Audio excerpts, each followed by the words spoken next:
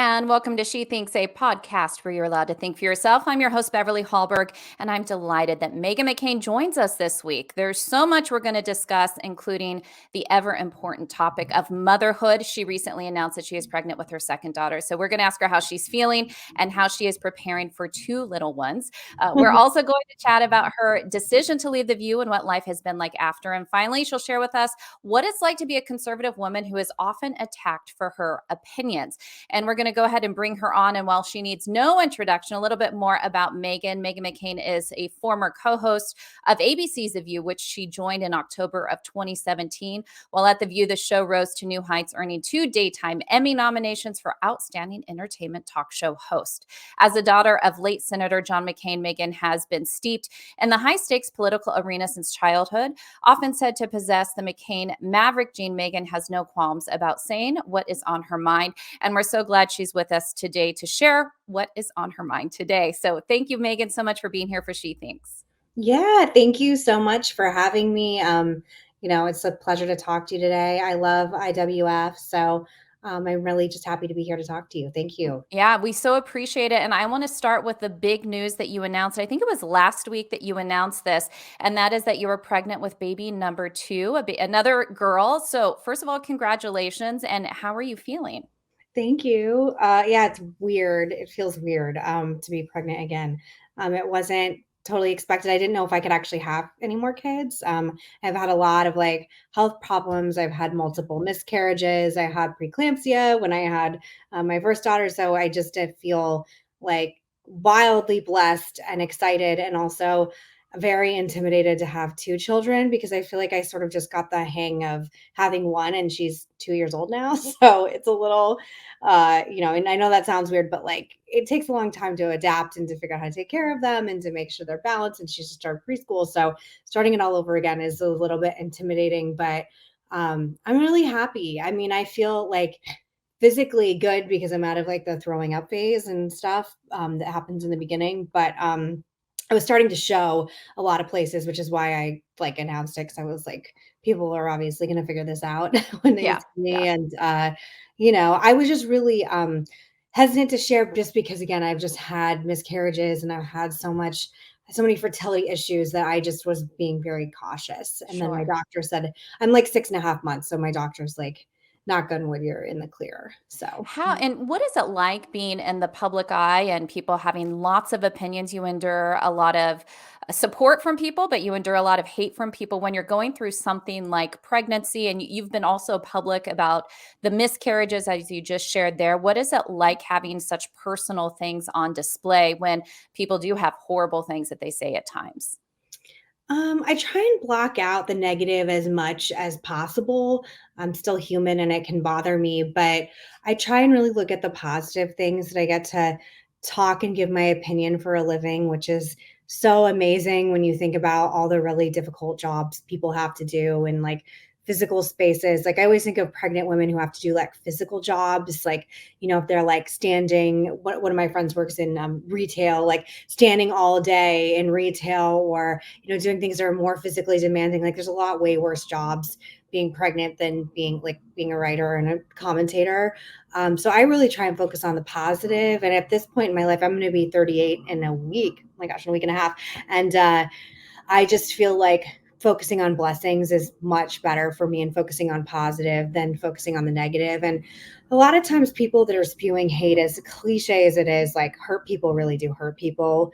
And I think that there's a lot of people who are in a lot of pain, a lot of people that want to place blame on people for different things. The only time I get really upset is when it is another public woman, because I do feel like for me, taking really cheap shots at women is something I really try to never do, especially at my age. But when people are like negative and nasty that are also public figures, that can bother me. But I have a really like really short attention span, and in like a half hour I will have forgotten about it. So Like there are people I feuded with that I completely forgot that I had feuded with Billy Eichner until his movie came out. I was like, oh, I did that. I forgot about that.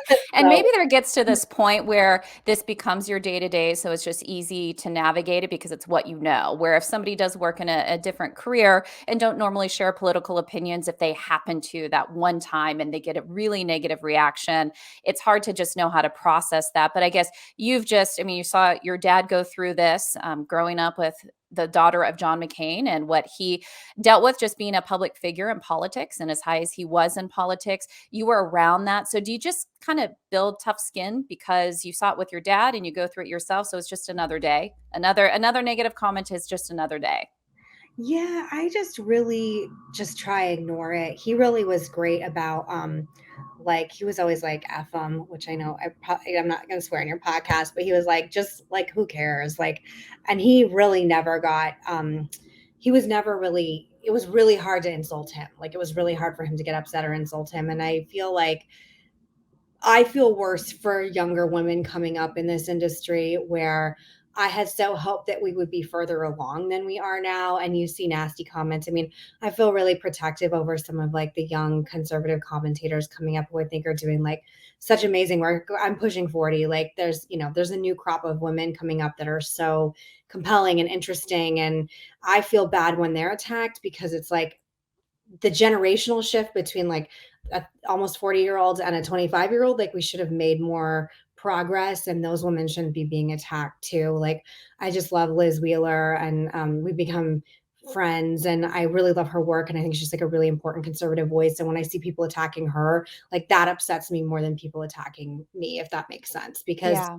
it's harder to be in your 20s and have it than it is to be older. Like when I was younger, it used to upset me a lot more, but not now.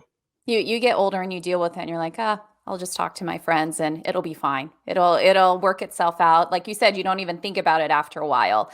But you bring up, I think, an important point, which is talking about women and what women commentators deal with, and something that has remained consistent from when. So I'm in my early 40s. So when I was younger, when you were younger, is that women, whether it's their political a candidate or somebody who is a commentator like yourself, their looks are often critiqued as well. It's not just what they say, but it's how much they weigh or their hair or the way that they look.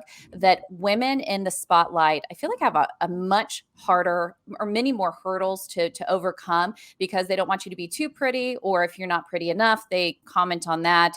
Why do you think women have to deal with this so much? I think that there's just still a lot of sexism, particularly towards conservative women in the media, which is, again, like very depressing for us to be talking about as Right. well. Obviously, you have a podcast, you give your political opinion too. Like, you know what happens. The easy target is always like, you're ugly, you're fat, you're whatever. And I think um, it's hard for me to continue to watch because I just want better for the next generation of women. And I also want in my lifetime. I love women in power. I mean, I love conservative women in power, like, obviously, because I'm conservative. And I would really like one of my dreams is to see a conservative woman president. Like, I really hope in my lifetime I get to see it.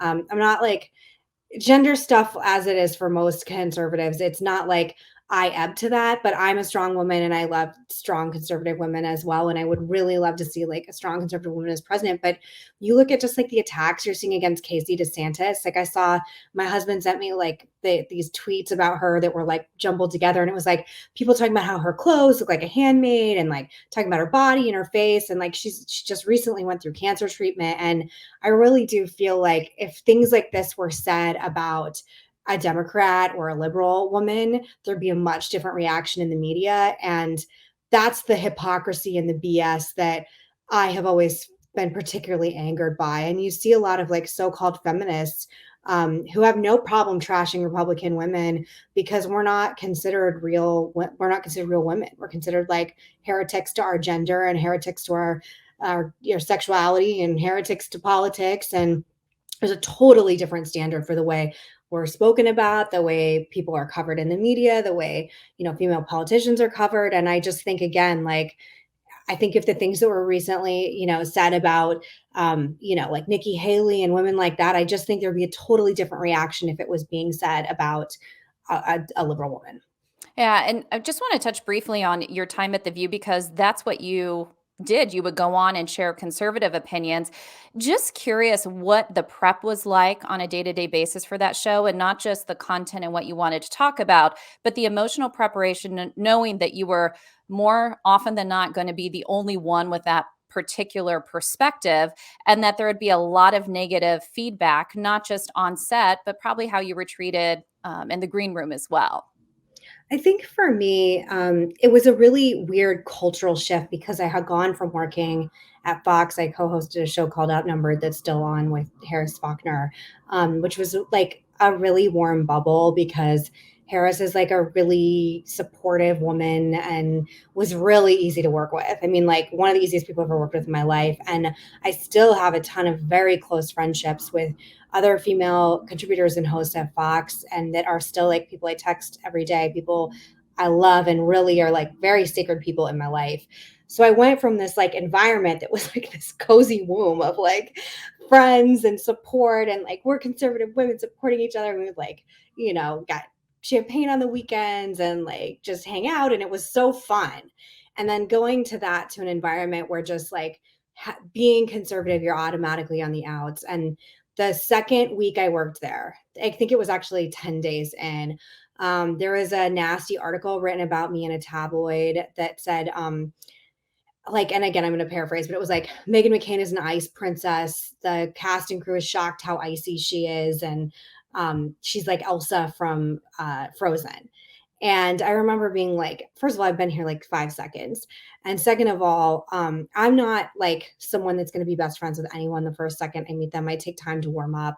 And I didn't think that I was joining a sorority. I thought I was like joining a show to do work. And so it was like from the get go, it felt like a definite separation. Like I felt like I wasn't, and I did make friends and have relationships there that are honest and real, not the same as the ones that I had at Fox. So it was difficult because you're just an outsider. But I think that's any conservative in mainstream media. I mean, any conservative commentator or host anywhere except Fox, you're treated like a pariah, basically. And I've worked at all these places, so I can say that from my experience. So I hope it has changed since I left. I always hope for change in the better, but it was more important to me to be true to myself and my ideals and my morals and my politics than it was to be liked. And that was my choice. And it, is a controversial one. Yeah, and you work there while also having your first daughter, Liberty. As you just mentioned, you're pregnant with your second daughter. What do you make of this discussion that women can have it all? Do you feel like they can, or is it you can have it all, but just at different times? How have you navigated juggling work and motherhood? Well, I hate women having it all comments because sometimes I feel like if you can have it all, it's because you can afford to have childcare, like, or have people at home or a family unit that is there to help you raise your children or take care of your children. For me, my career, I can never really decide if it was like COVID, me just coming to an end and what I felt like I could emotionally and mentally withstand working at the View and having a child all happened at the same time. But I definitely have taken a step back from obviously being on camera. I still write a column twice a week, and I've had a lot of different offers to do television work again. And I really love being able to get up in the morning and make my daughter breakfast and be there when, she's like, take her to the playground and things like that. And I have found deep fulfillment in motherhood that I never thought I would. I didn't even know if I want to have kids. I don't know if you have kids, but for me, it's just been this like paradigm shift in the way that I view the world. And I'm obsessed with her. I'm obsessed with being a mom. I love it. And again, I didn't even know if I wanted kids for a really long time. And it was a really hard decision when my husband, Ben, and I finally decided to have kids. It was not easy. I struggled a lot of back and forth. And I didn't think that motherhood, I didn't feel like I fit into these like mommy Pinterest ideals of motherhood because I'm really tough and I'm like, just I'm not naturally maternal, I don't think, or I didn't think until I had her. And then all the cliches are also true for a reason. It's like the first second she was born, I was like, this is the greatest. Felt like I've never done drugs, but the only way I could imagine is what taking ecstasy I've been told feels like. It was just like this euphoric, like this is the most amazing moment of my entire life. And I love it, and I wish I had had 7, but I'm older and I didn't meet Ben till I was, like, 32, so, or I was 31, I don't remember, uh, but it's wonderful, but I don't think that we should tell people that it's easy, 'cause it's not, it's also the most difficult thing I've ever done, and I don't think when I actually, there's a line that says, "Women can have it all, but they can't have it all at once," and I actually agree with that. I think that Yeah. motherhood will kick your ass no matter who you are, and it impacts everything. And if you don't have the right kind of like support system, it can really have an intense impact. It doesn't mean don't do it. It just means it's more complicated. And it's just shifted my priorities. Again, something I never thought would happen, but it did. Yeah. Yeah, I'm not a mom. I did recently get married a year ago. So I left DC during COVID. I think everybody went through this different phase of looking at their life and saying, what do I want to do? And move closer to my parents where they retired in South Carolina and then met my husband. So I got married at 41. We're seeing whether or Beautiful. not we can have kids. But it really was this huge shift. And I don't know if it was my age, because you've had your career and you've done it. And I knew I still wanted to continue it, which I am, but I knew I didn't want the same rigor. The way over 40 hours a week. Work was pretty much my priority. And it's been really, really sweet, shifting to focusing on a husband, focusing on parents. But sometimes I do struggle a little bit with the guilt. Like, oh, I should Mhm. be doing more. I'm not doing enough. Or, oh, maybe I should be writing a book. Maybe I should be doing this. Do you at all struggle with the guilt? Because when you did live that life that was so hectic with work, to taking time to slow down and make breakfast for your daughter, it's a joy, but do you have that internal battle sometimes? Oh yeah, I feel guilty about it all the time. Yeah. Like all the time. Like it's not, and the thing about I think any choice like the one you made, and congratulations on Thank you. getting married, obviously. Um, it there's nothing's easy. Like being single isn't easy, being married isn't easy, wanting to have kids and not having kids is not easy, not wanting to have kids is easy, having kids isn't easy. Like everything is a challenge. And I certainly feel this guilt of like, I don't believe in the concept of lean in because I think Sheryl Sandberg was wrong about so many things, but this like lean in, if you're not a girl boss, you're not accomplishing anything. Like I certainly feel that way.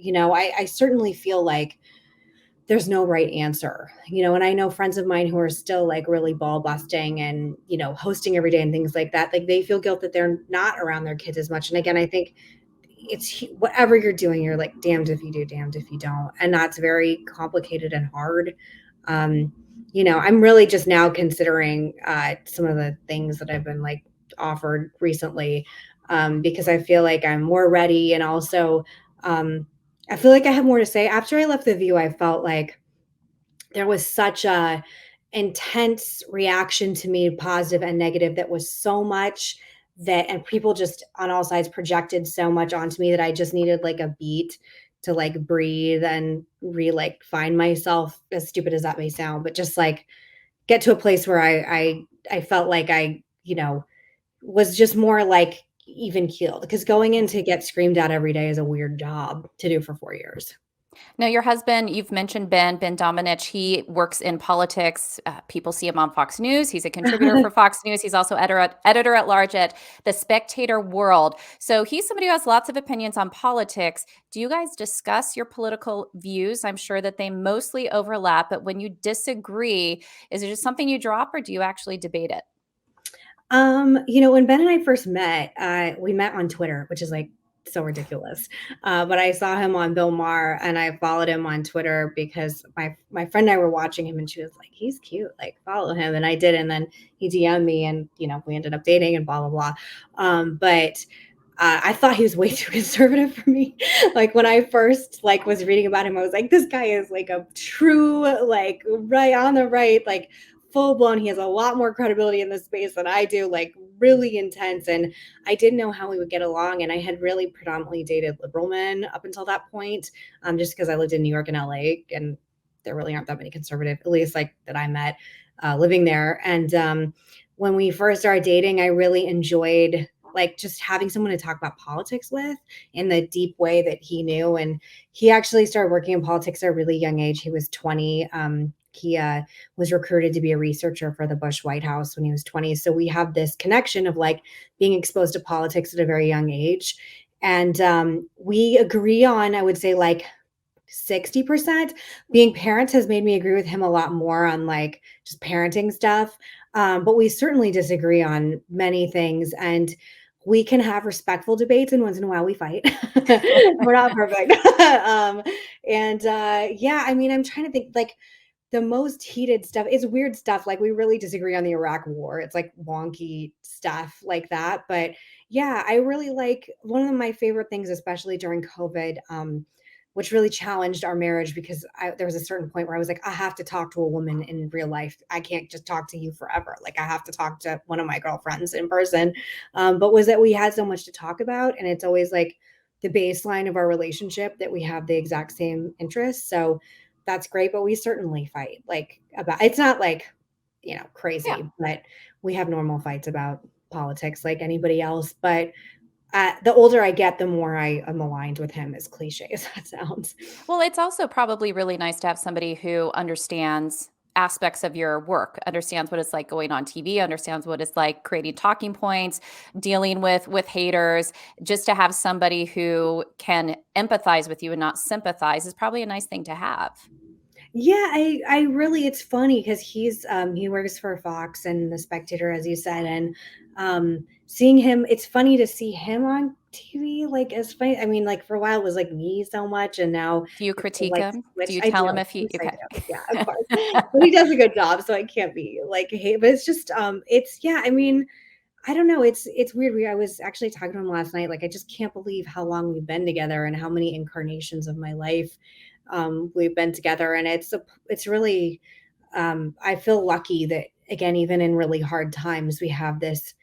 Like, I can remember one time getting in like a very big fight with him, and then some breaking news broke, and I was like, I know we're fighting, but I really need to talk to you about. I don't remember what it was now, but it was like something big, and he was like, okay, like this is what, and like, so I just always want to talk to him about news stories. Right before I came on with you, I was texting with him about, there's a video of MSNBC anchor who interviewed John Fetterman and said that she said that he had a hard time communicating before the interview with her.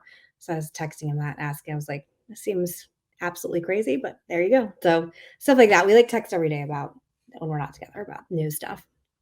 Well, I want to take a brief moment to talk to you, our listeners. You may know that Independent Women's Forum is the leading national women's organization dedicated to enhancing people's freedom, opportunities, and well being. But did you know that we are also here to bring you, women and men on the go, the news? You can listen to our High Noon podcast and intellectual download featuring conversations that make free society possible. Hear guests like Ben Shapiro and Dave Rubin discuss the most controversial subjects of the day. Or join us for Happy Hour with At the Bar, where hosts Inez Stepman and Jennifer Braceras chat on the latest issues at the intersection of law, politics, and culture. You can listen to past episodes at iwf.org or search for High Noon or At the Bar in your favorite podcast app. And Megan, I want to switch just from the family discussion, some about the work life balance discussion, and get a little bit into politics. So, your new gig, you mentioned you do 2 columns a week, is writing for the Daily Mail. I've enjoyed them. Mhm. I especially enjoy your commentary on Meghan Markle. I have similar Can't viewpoints stand her. about her and her celebration of her own victimhood or so-called victimhood, and how she perpetuates that in her life. But it's been really interesting to see this side of you and to have your political opinion, not just on pop culture stuff, but also politics of the day. I think we're in a really interesting time for Republicans. What do you make of the conservative party? What do you make of the Republican Party, or I should say the conservative movement right now? It seems to really be trying to figure out what it is.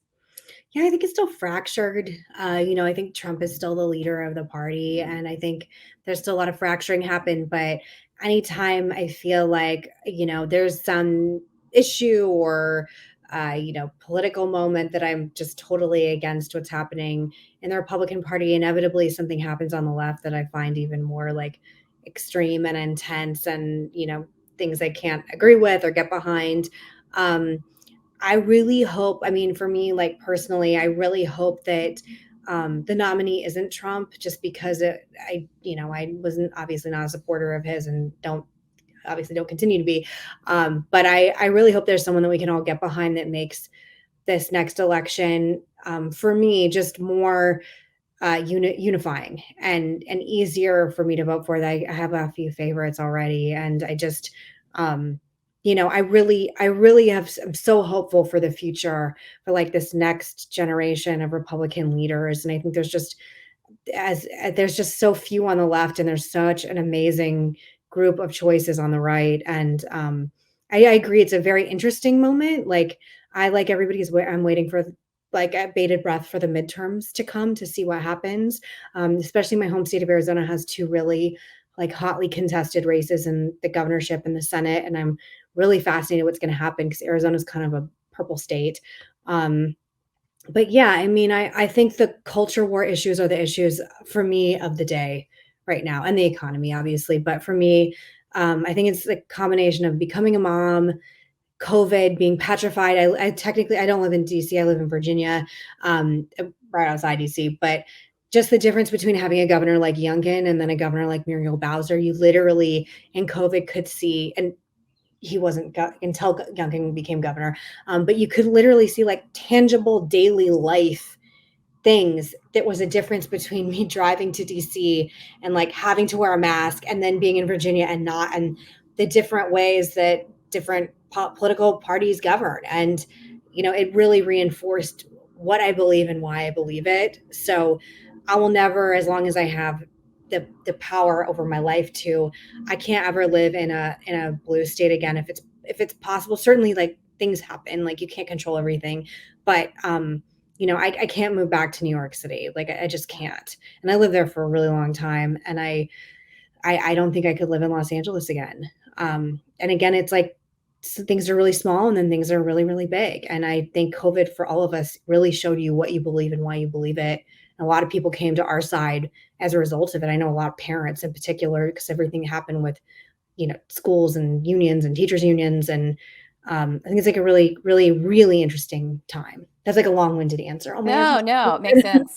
Yeah, and I grew up in California, so near San Francisco, so obviously very, very liberal, and then lived in DC for 20 years. It's kind of funny when I moved to South Carolina, my neighbors were all worried about me moving in because I had DC Oh, police. And then they like met me and they're like, "Oh, okay, you're okay.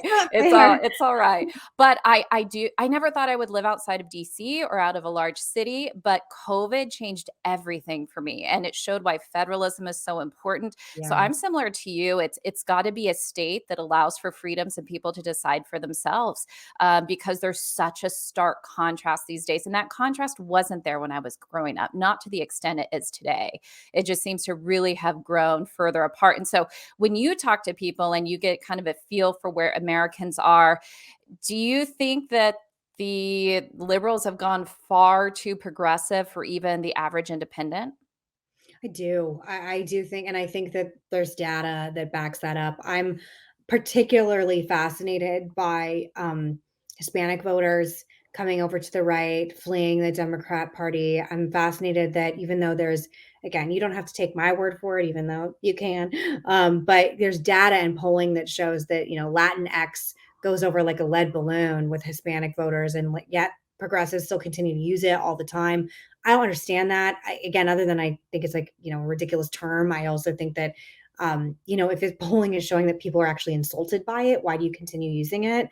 And I find so many, and again, there's people on the left that I still like. I don't like to be like so tribal where it's like, if you're a Democrat, I don't like you and, I won't support you. But there's just so many people who have gone so crazy and gotten so progressive. And I don't find it rational, logical, or reasonable in the application of real life. Like there are so many things where it's just like what you are asking is not realistic for people.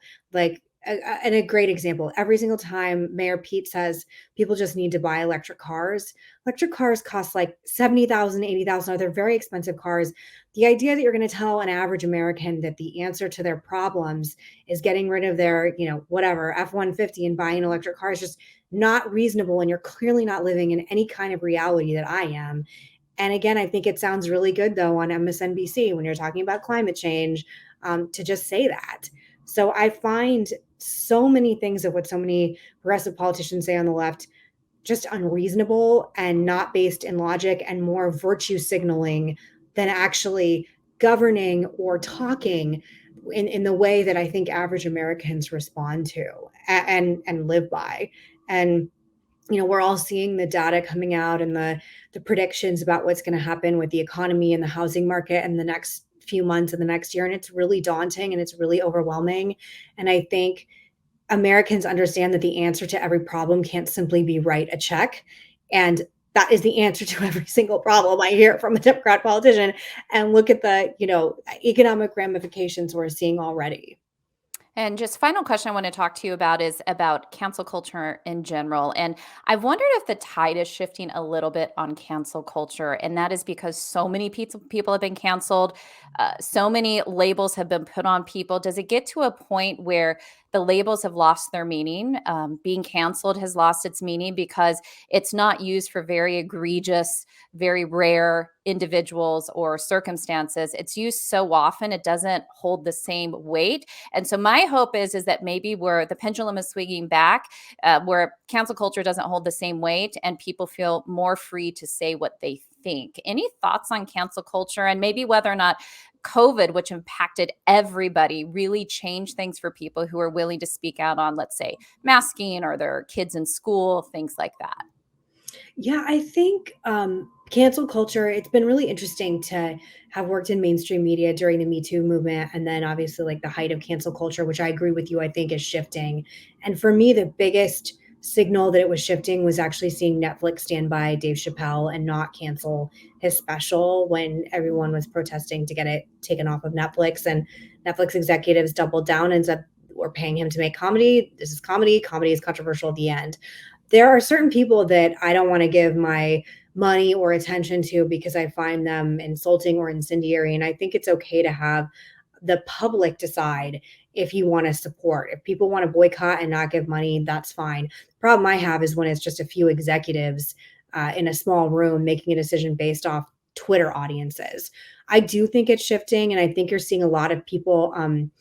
This is very like pop culture, whatever. So just bear with me. But there was a show called Vanderpump Rules, and two of the cast members were canceled and taken off the show and lost their podcast and all their deal. And there's a woman named Stassi Schroeder, who I was always a fan of, who recently just relaunched her podcast after releasing a book, and I guess feels safe to make a podcast again, or feels like there's an audience. So I think just seeing things like that, people who had previously been canceled sort of coming back out. Louis C.K. is on tour again.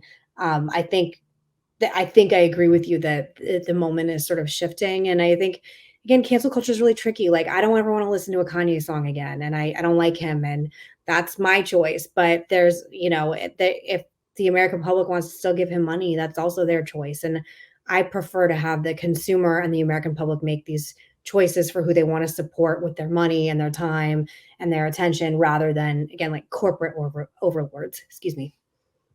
Yeah, and before I go, just want to let everybody know as well that you do have a memoir that you wrote called Bad Republican. Mhm. So people should get it. My final question to you is, do you still consider yourself a bad Republican? It's so funny, that title came from my agent who said, "You're a bad Republican in every room that I like, try and sell you in or whatever."